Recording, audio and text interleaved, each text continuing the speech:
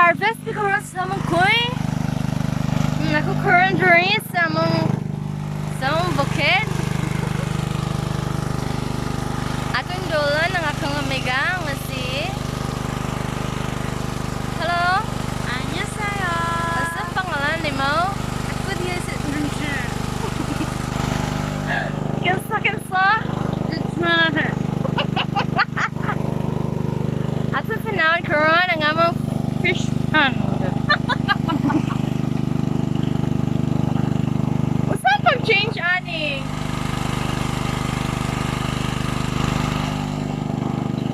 Usa pag-change ani? Sakam. No. Karon dili gyapon ko kabalon siya to siya pag-change.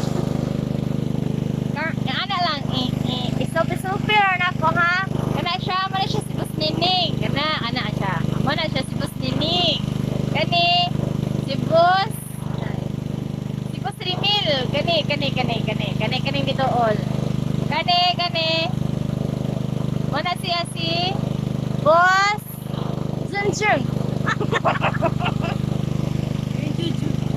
Junjun. Anyo.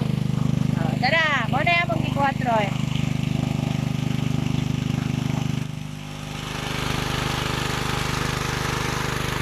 Mo na yung punong guys.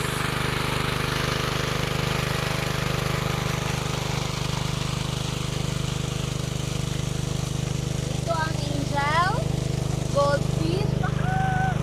Nakita nyo yun? Katong blue, blue na trapal. Angel na siya. And kani nga blue nga trapal, angel na. Kani siya, nani siya goldfish. Dili pa rin siya harveston kay it's tiny pa. It's like ganin yan ganyan. Suray ta sa atong bukid.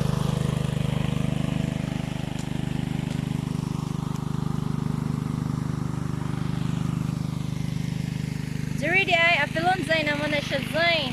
Kanay food apil po na siya. O kana po siya ha, kana. So, natay daghan diri nga mud ponds. Ana. If mag-harvest me, mo ni siya among gibutangan nga quarantine. Nasad me cement. Only one. Na.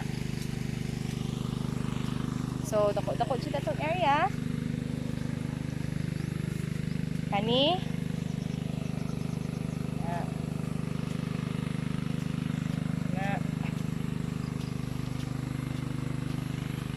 Ang source sa ato ang tubig is from irrigation.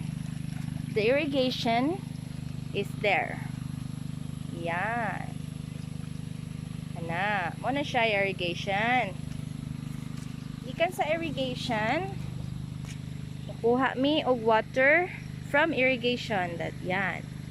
Kani. You see the kuan? You see that hose over there? Ana. Mo na siya among gikuan. Paingon sa among mud ponds. We also have mud ponds over there. Kanang sa labang nasa kuan. Ayan. The whole area is very big. Ayan. Ayan guys. Tuan na dito. There. Tuan na sila. Anak ko diri layo kayo. Ana. See that? Okay. Now, yan muna. Bye for now.